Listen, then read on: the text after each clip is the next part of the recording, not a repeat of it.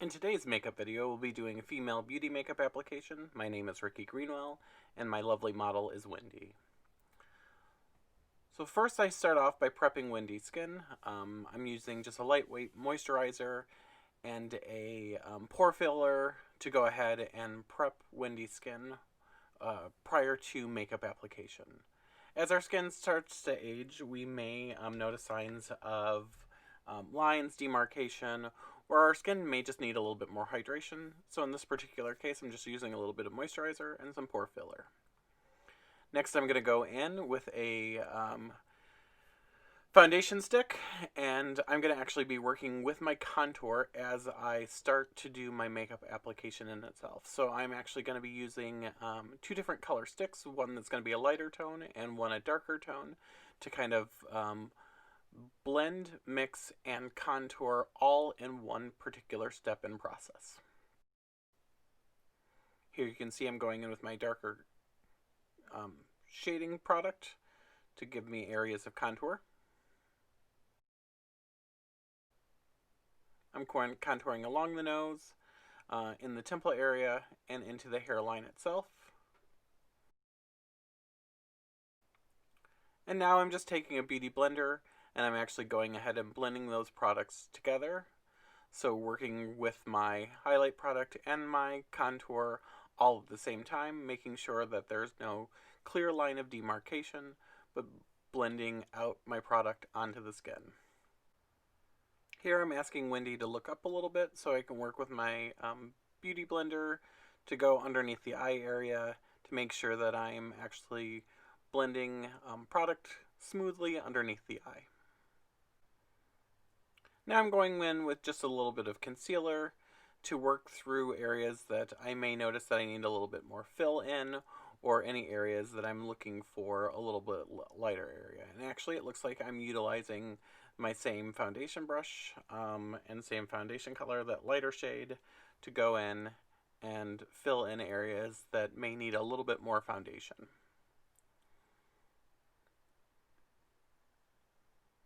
Now I'm working with my concealer stick. Areas that are receding a little bit more that give natural shadows, I'm now wanting to bring that out with my concealer to enhance. So that nasolabial fold, dark area underneath the eye.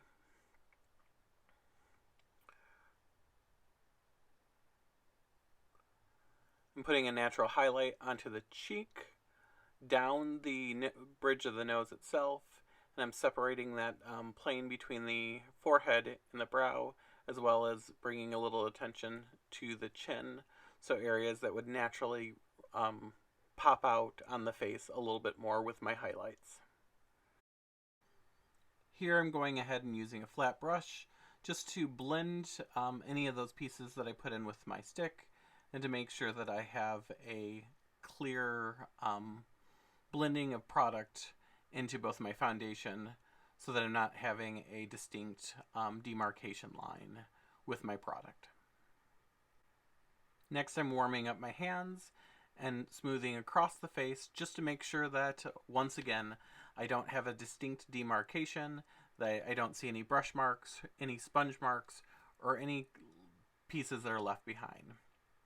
Now that I'm using a powder puff with a loose setting powder to set my full foundation in place, anytime I'm working with a cream product, it's ideal that I need to take the time to use either a loose powder or a powder puff and sponge to make sure that I'm setting my foundation in place. Because I had multiple layers of product, my objective here is to use a powder puff with loose powder that's going to give me one of the best sets that I can achieve. So now I'm working with the natural shape of Wendy's brows. I'm working with an angle brush and some brow powder, and working to shape and define the brows. After defining the shape of the brows, here I'm just using a brow comb to rake through my application to do a couple things to groom the brows into their natural shape, to also pull off any excess product that I may have put into the brows.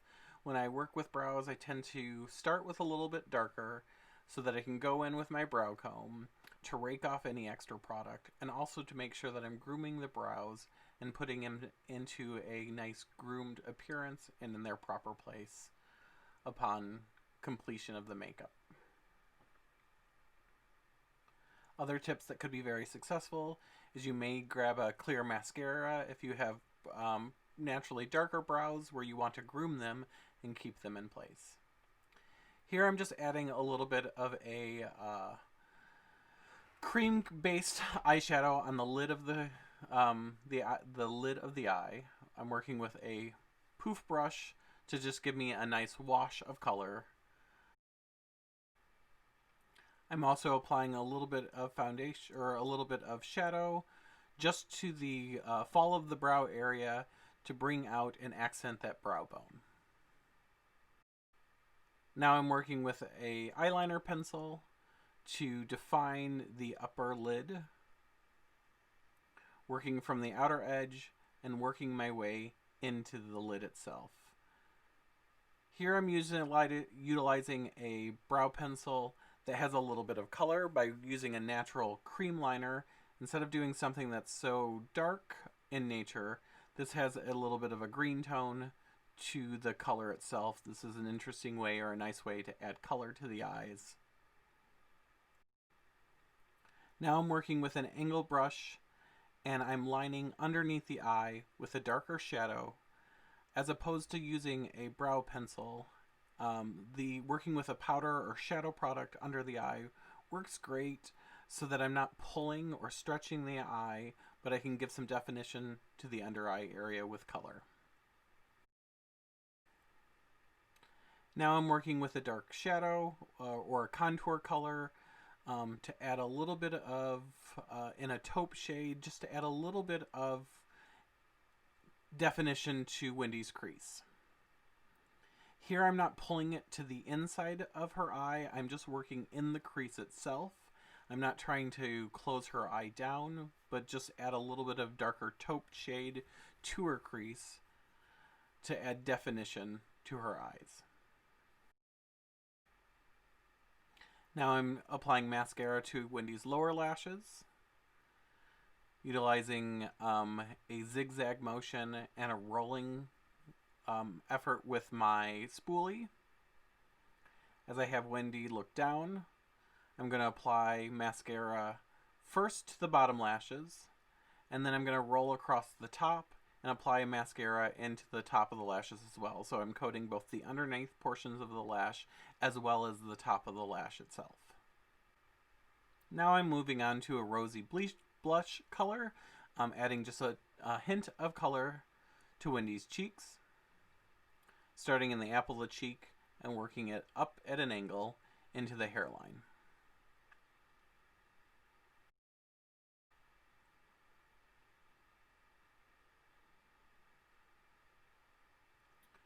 Next, I'm going to define Wendy's lips.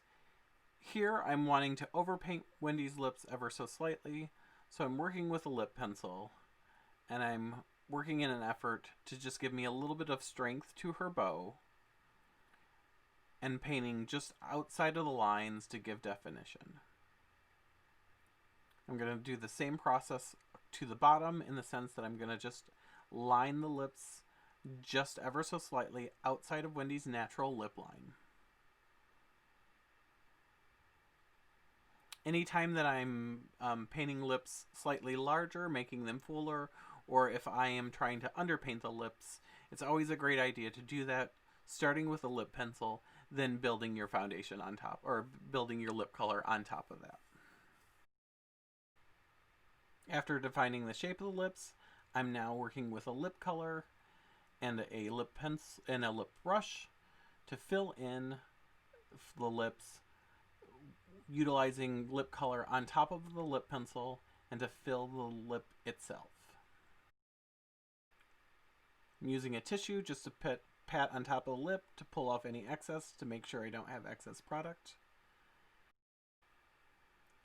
And now we have a completed look. Thank you, Wendy. It's my hope that you learned something with me today, and remember, if you believe it's possible, you can make it possible.